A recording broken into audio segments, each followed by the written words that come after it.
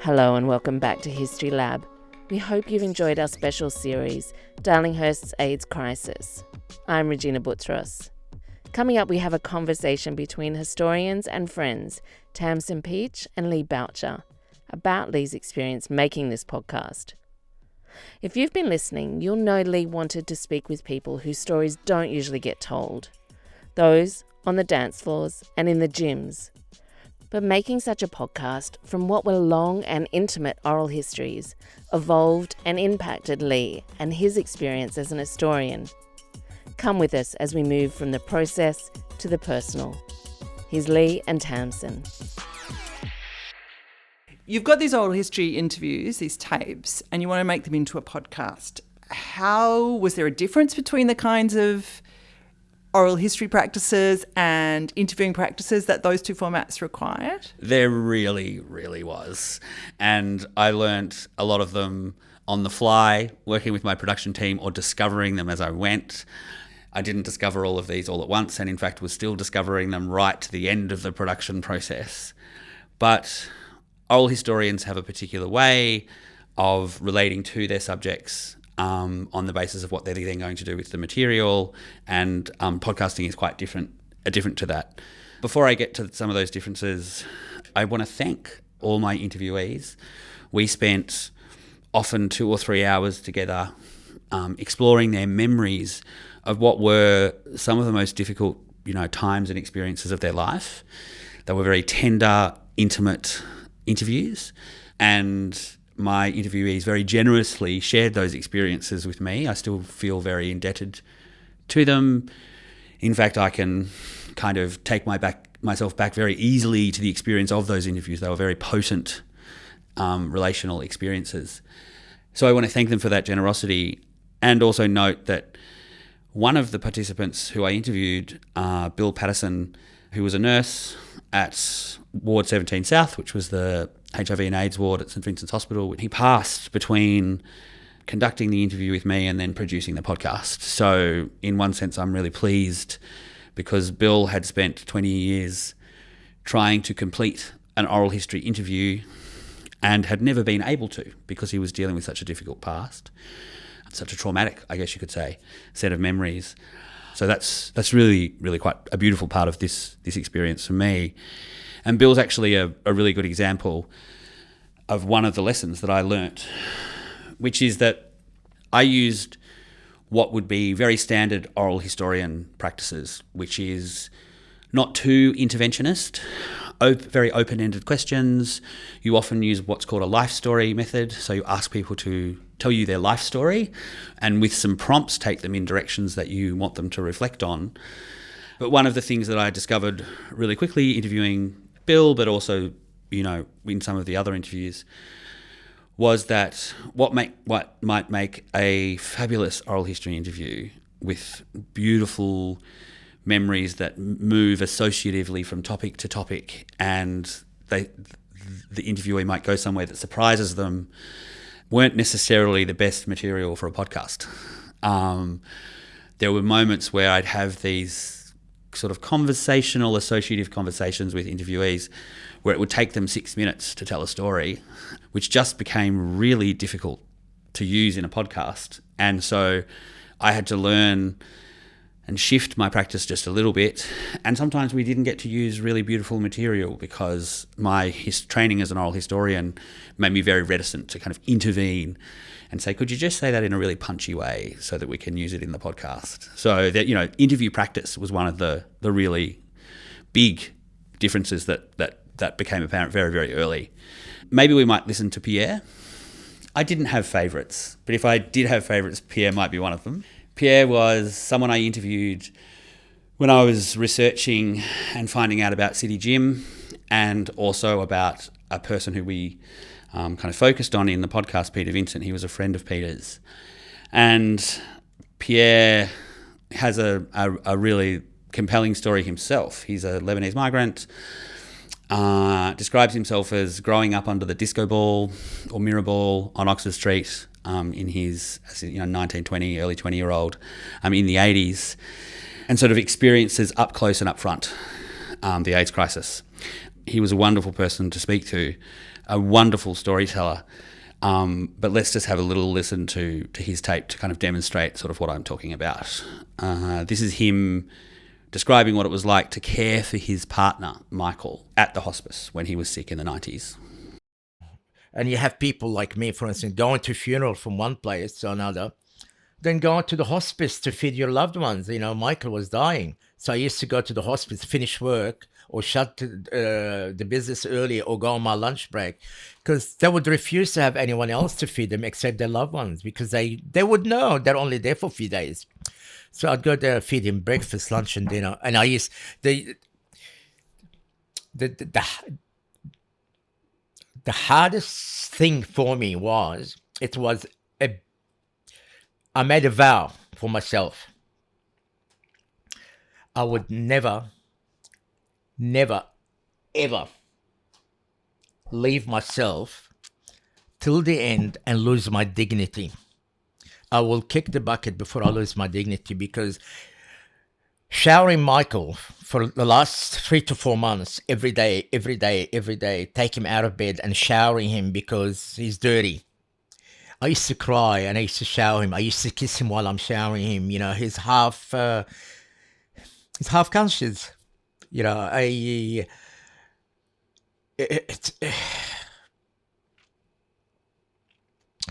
was terrible. It was very terrible. So if I was working with Pierre as an oral historian on the page, using that section of the interview... You mean if you were writing something based on that? Yeah, if I was writing something based on that. Or just speaking about Pierre in a kind of presentation. What I could do with that interview excerpt, plus some other material I got elsewhere in our discussion, was reconstruct daily life for Pierre in 1993 and what he did every single day. Wake up, go to the gym, probably go to shower his partner, go to work, walk around the neighbourhood, bump into people who'd ask him lots of questions. I could reconstruct this kind of daily life for him.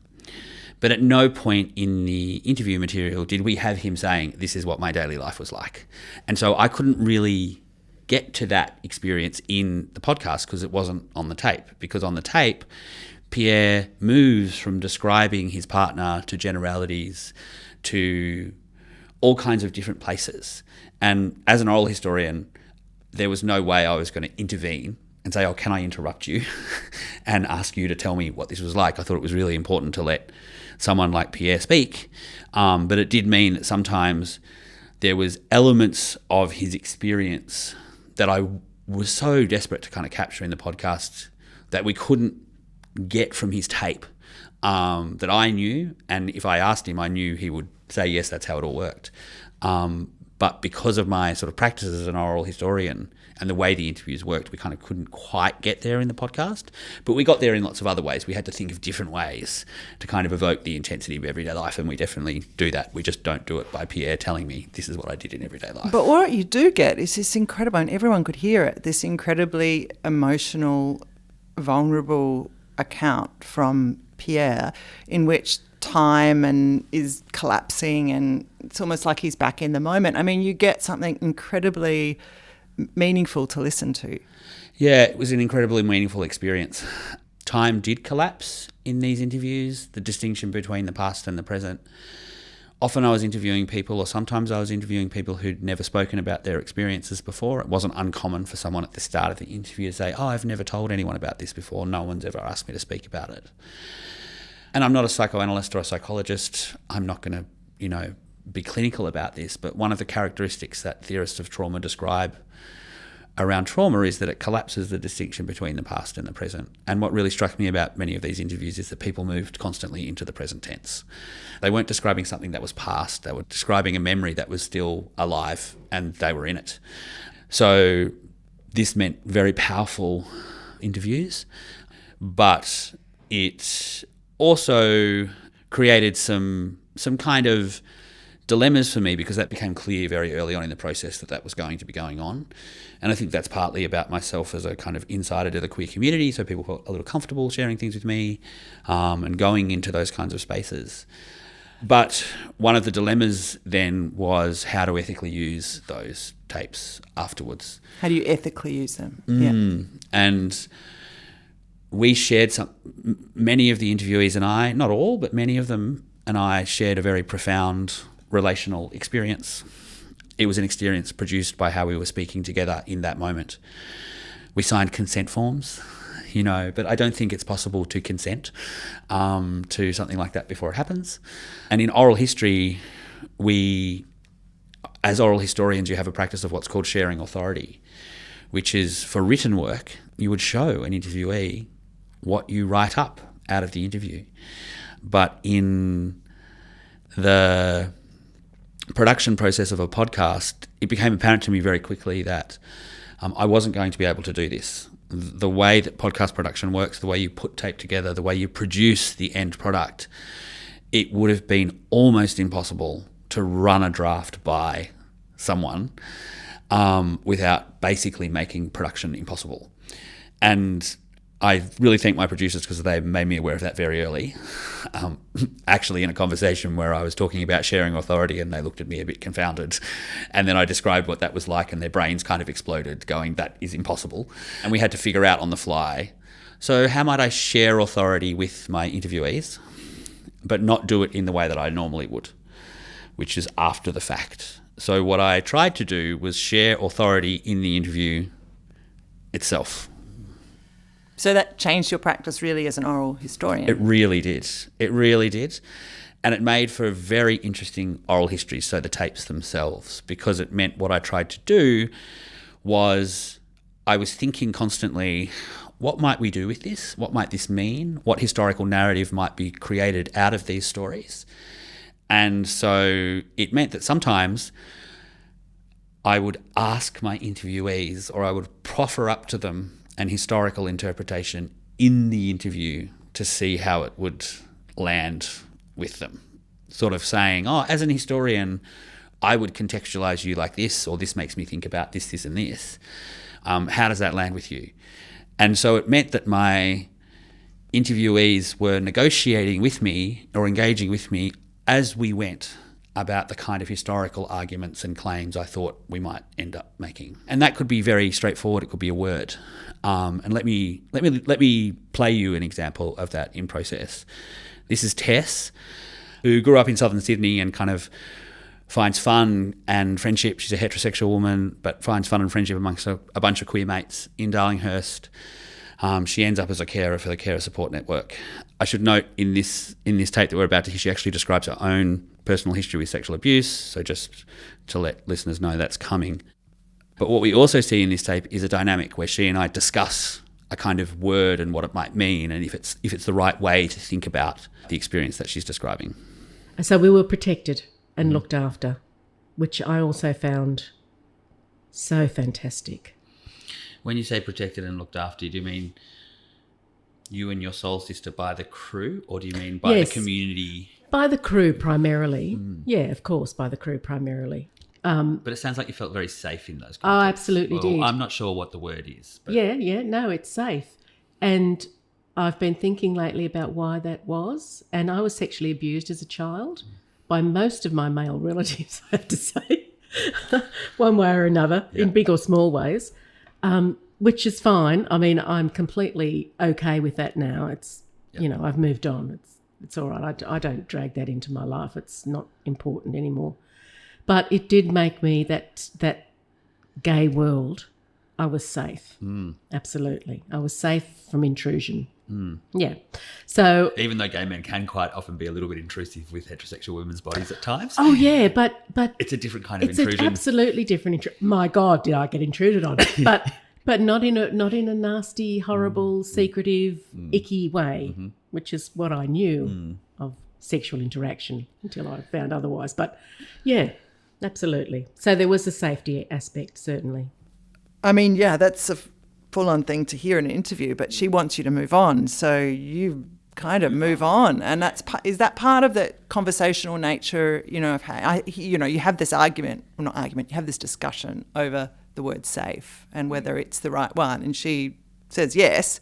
So that back and forth is really evident there. Yeah, And sometimes a word can evoke something for an interviewee you don't expect it to, which is one of the things that happened with that interview with Tess. One of the things you can't tell from the audio is that I could see her searching for a way to describe what this neighbourhood meant for her. And I just thought, I'm going to try the word safe and see if it lands. And obviously you can see there that, or hear there, that it landed. And it just throws her into a set of associations. So that's an example, I think, of the method working kind of really well. Again, that was a challenge for the podcast producers because sometimes she and I'd be chatting. And so it didn't produce clean tape. But sometimes the chat was really wonderful for people to hear. But sometimes it also meant that I got things wrong. So I could proffer up an interpretation that didn't land with someone. I'd proffer up a word or something or a way to describe their experience as an historian. And it was like a cold snap in the room. And not necessarily in a nasty way, but you could feel it. It wouldn't land, and the person would kind of recoil a bit and try and resist. And so there was a lot of work going on, both in an embodied sense, but also in the way we spoke, for me to try and let us out of the problem of the word that I just posited. And I did that with Tess. Actually, a couple of minutes later, I got a bit carried away because I thought, I know Tess, I know what's going on here. I've got her experience down pat. And so you'll hear in this tape me getting a bit too cocky with my interpretations and what happens as a consequence. Yeah, I'm listening to the words that you've been using, trying to pick up on, I think safety came from me, but it sounds like it was the right one. Oh, it was absolutely the right one. Yeah. But there was another word that you were using, another way of talking about it, which was you just got to be who you were. There was that's a set of words like freedom and kind of space to be. Yeah, absolutely. Who you want to be. I often do think that, what we might call the Golden Mile or queer Darlinghurst or all that kind of stuff, we write those histories in terms of what they meant for primarily gay men, maybe also lesbians. We forget, I think, that there was quite a lot of heterosexual women moving in and out of those spaces. Yeah, absolutely. And getting a lot out of them. As particularly in the 70s and 80s. Yeah. In that context of Australian culture, it really delivered something for and for the gay men, I think. Because women's energy is particular. And straight women's energy is particular. And I think it gave a sisterhood to those guys. Yep. A lot of them who'd lost their families because they came out. I mean, that happened certainly. Thank God not now, but it used to happen. Was it your friend Vaughan? I think Vaughan. Vaughan. Yeah. Did he have contact with his family? Yeah. Okay. Yeah. No, they were great. Yeah, no trouble there. It's interesting, isn't it? Because our story of the 70s is often, disowned. And whereas you're talking to me about a family, your own family being refusing to judge, Vaughan's family sort of accepting him and being okay with it. There is these other stories going alongside. Yeah, absolutely. This wider kind of stuff. It wasn't all awful. No, not by a long shot. And that means that for maybe you and Vaughan, Darlinghurst wasn't so much of a refuge because you didn't have anything to... Yeah, no, it wasn't a refuge. No, I wouldn't call it a refuge. No, it was just a place to be. Yeah, and it gave you something. It was a positive, a really positive... Absolutely. Pull. God, my 20s were fantastic. I had a great time. So did you live around, where did you live? What places? Surrey Hills. Yep. And Paddington. Yep. And we would spend a lot of time in Vaseline Valley, which was, oh my God, are you not... I have never heard this phrase before. Wow. Okay, so... I'm going to get a bit of education right now, aren't I? Yeah. So Paddington. Yep. Down the hill. Yep. There was a valley down near White City. Mm-hmm. Yep. So something, I think listening back to that afterwards, and at the time I could feel it, I had this quite condescending moment where I said to Tess, isn't it great that all the gay men let you come along and party as a straight woman in their world? That's basically what I did. I invited her as a kind of arbiter of both the history and also the space and said, you were coming into our space and wasn't it wonderful that you could be there? And she just goes, no, I brought something to the space. I made the space. In fact, I was part of its creation. Yeah. And then you can hear the interview gets a bit stuttered for a while.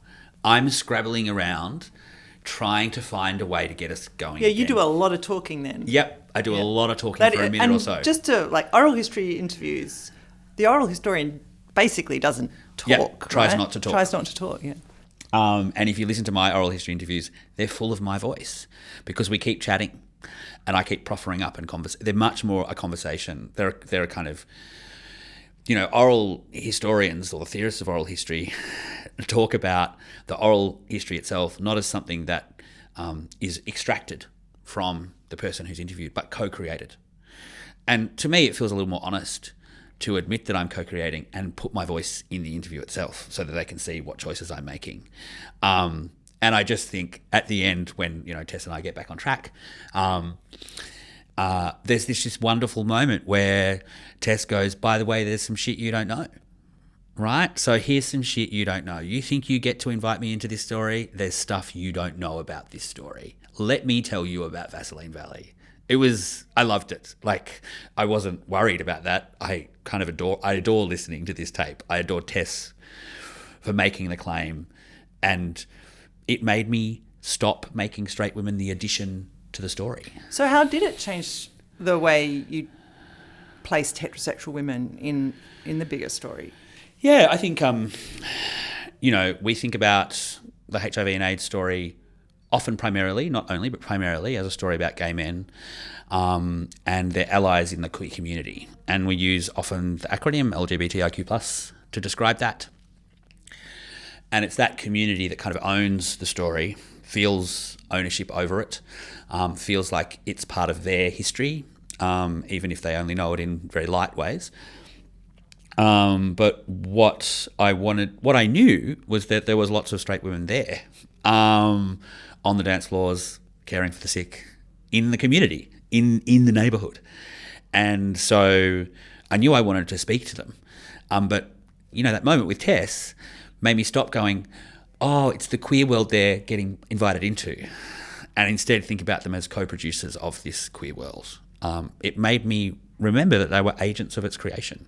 And it was doing interviews and asking questions and having conversations, not standing back and letting them talk, but putting my own interpretations in tension with theirs, that I came to understand this world and narrated it in a really different way. So it seems like you're becoming conscious, or you are conscious, of the way that dominant story of the Australian success doesn't necessarily make space for everybody and doesn't make space for particular kinds of people. Mm-hmm. Yeah, that's definitely true. And it's definitely true of heterosexual women.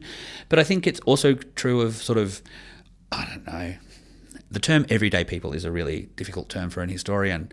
But let's say people who watch politics out of the corner of their eye, people who aren't as politically conscious, who weren't as politically engaged, who might have been working at the bar or DJing or working at the gym. They were not the voices that organise our stories. They're not the experience and emotions we hear. And going and speaking to them revealed to me something very, very, very, very important, and was a real discovery of the work, I think, which is the story of community unity and coming together, which is very powerful and something to be very proud about, and something the community is very attached to. It kind of didn't hold. What my interviewees described to me, the people who are less politically conscious, who are less perhaps invested in a political story, was a story after 1990 of exhaustion, of conflict, of difficulty, of not getting along, of tension, of connections fraying. And that, I think, is something that we really tried to bring out in the podcast that came from who we interviewed.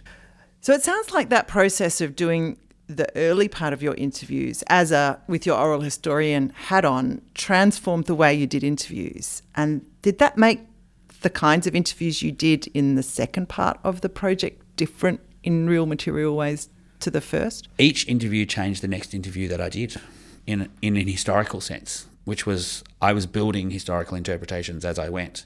So I would bring an historical interpretation from interview one into interview two and sort of posit it and see how it landed with someone else. So there was this kind of cumulative effect that was kind of created between the space of myself and all these interviewees of trying to think about this history. But sometimes I would directly bring in something someone said from one interview into another. If there was an idea that really caught my attention from somebody when they offered an interpretation, I'd want to see if it held. And so I'd ask my interviewees directly to see. And one of the things that was becoming apparent to me very early in the process was the idea that these experiences were difficult to hold together and narrate in one story. They kept using words like paradox, ambivalence, it doesn't make sense. They kept describing ways in which it didn't make sense to be both incredibly connected to people experiencing loss, having conflict, particularly in the latter period of the epidemic. They kept talking about it, and they kept talking about paradox. And so I started to ask people directly about that. And I'm going to play you a little bit of Bill's tape, who I spoke about before, who's was the nurse and then nurse unit manager at Ward 17 South. The paradigm of suffering doesn't recognise hierarchy, and that's a terrible gift. Mm-hmm.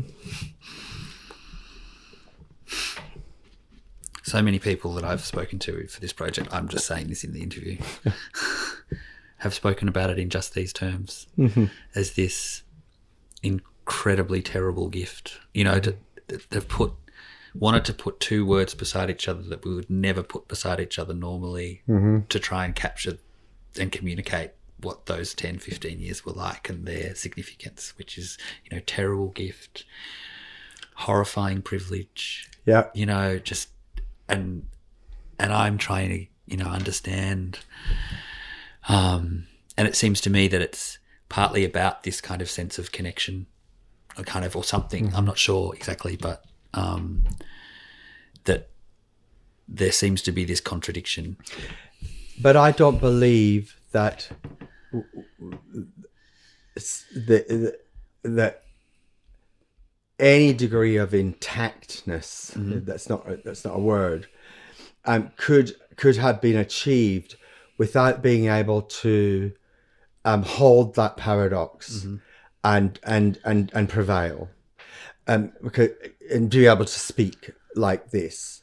I think if there was an inability to hold that paradox, then that's where we see the damaged people today who are unable to engage in, experience joy and feel worthwhile and to make it through, the remaining time, because without one, to balance, it's not balance, it's a paradox. It's both at once. Yes, yeah, and to recognize that, and I guess surrender to it, and not need to resolve it. Yes, because it's irresolvable. It's irreconcilable.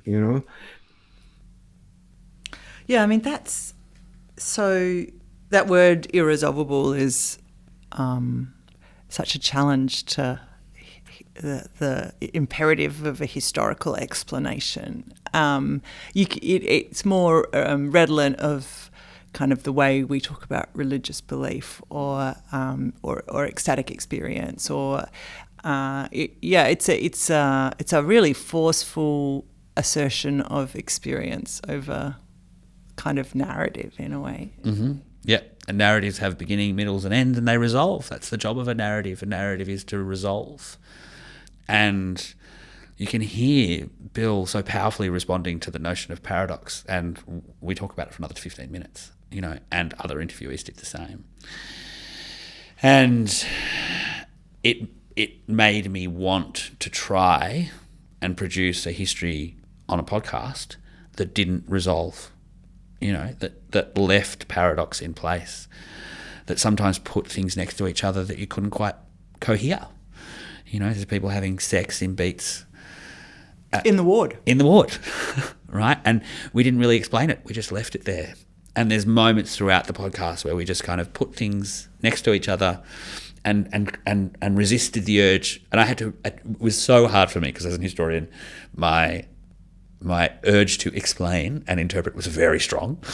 But the explanation and interpretation was putting them beside each other in the podcast, and also then trying to both bring the story to a close in an historical sense, right? So yes, there is a crisis. Yes, it ends in 1996, but to leave a sense of paradox and complexity and irresolvability to what people were experiencing in the neighbourhood, that the available stories we might have to tell about it just don't capture that.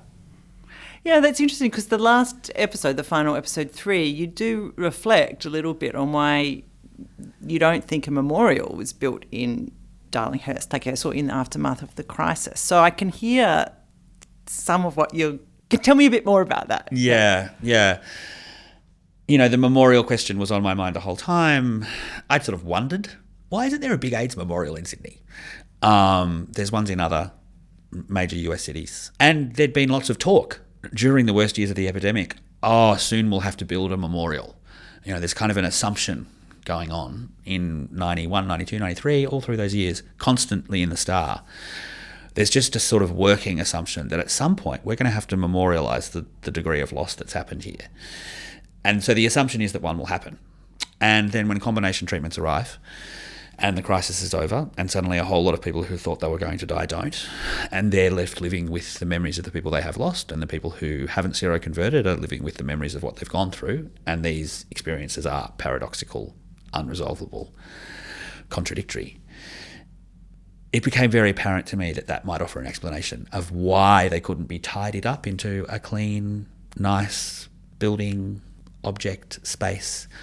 And it's borne out in the history of proposals for memorials, which are constantly proposed and then fall apart over the next 20 years, which I think is because they're contending with this incredible, irresolvable history that can't be turned into something nice and grand, like the memorial to the war dead in Hyde Park. And there is some moves to build a memorial at the moment, and I don't think it's a coincidence that it's taken over 25 years to get there. I mean, because obviously a memorial is as much about the era that it's constructed in as it is about the era it commemorates. And you spoke at the start about your own kind of entanglement in the story. So I kind of want to return to that and ask, how do you think your own subjectivity as a gay man who lives in Darlinghurst in 2020, what are we in? Six. Was shaped by this experience? Well, there's how it was shaped by... Or reshaped. Yeah, it was how it was reshaped by doing the work, and there's how I now understand how it was shaped by the legacies of the AIDS crisis as a young kind of, queer man and in coming out, moving from the country to the big city in 1997. I knew that I had moved in the wake of the crisis, but I'd never really thought about what that might have meant for the world that I landed in. And I now think that I landed in a queer world where there was an incredible, irresolvable experience that nobody wanted to talk to sitting in the corner of the room. And I was kind of hitting against and encountering people who'd just been through this incredibly complicated experience. And I, like a lot of young gay men who came after me, kind of bumbled in as excited 18 and 19-year-olds, thinking, ooh, this is going to be fun, and kind of encountering a whole lot of humans who were coming out of that context. And I can remember a lot of encounters, sexual or otherwise, where it's quite clear to me that I was encountering someone who had kind of difficulty relating to me as someone who hadn't been through the experience that they'd been through. And so I think that makes me, and doing this work has made me think about that gulf a lot more carefully. Doing the work has made me think about that gulf, think about what that gulf means in terms of queer history and queer traditions, that there is a big gulf there. And I hope that work like this helps us to at least think about what that gulf is and not necessarily cross it, but be aware of it, know what it's about, maybe trying to sit in it for a while. Revisit our methods a bit. Yeah, revisit our methods as a consequence. And, I will say, I've never cried so much doing historical work in my entire life. So in terms of how this changed me as an historian, it made me think much more carefully about history as something we do with other people Our idea of history as a process is it's something we go and research, maybe encountering some archives, some leftover bits of the past, and then the genius historian goes off into a room and out of that detritus creates their masterwork. And even though we all know that's not what happens, because we're often working with other people and talking to other people, that's still the kind of method. We don't think about even, a book as a product of relationships, and it's something that comes out of relational dynamics. This podcast is not only a product of relational dynamics, it's made me much more kind of conscious of the way that any narrative that you're creating, any interpretation that you're offering is created in relation to whoever you're encountering in that moment, in your time, in your place, your colleagues, your friends, the world you're in. So it's made me think about history as much more a relational kind of process. Yeah, and it's I'm not giving anything away here to say that some of the voices of historical actors in the podcast are voiced by Leigh's friends. And so there's a real sense in which the relationality of your present life is also captured in the podcast itself. Yeah, and thank you. So, just thank you, Leigh, for a great conversation about really the gaps between us as historians and the past that we write about, and the different ways we have of trying to reach over that gap, and the humility perhaps in recognising we never will, but that recognition then can transform the ways we have of trying to know. So that's lovely. Thank you so much. And if you haven't listened to episodes 1, 2 and 3 of History Lab Darlinghurst's AIDS Crisis, just look back on the History Lab podcast. You can find it in any platform, and you'll be immersed in the world of 1980s and 90s Darlinghurst. Thank you, Leigh. Thanks for listening to this bonus episode of our special series on Darlinghurst's AIDS crisis. Next week, we're reaching into the History Lab archive so we can stick around in Darlow for a little bit longer. Red Light, Green Light is an award-winning 14-minute episode from our Listening to Darlinghurst series, made by producer and historian Catherine Franey. It picked up a Gold Signal Award in the Public Interest and Social Impact category in 2024. We hope you enjoy it.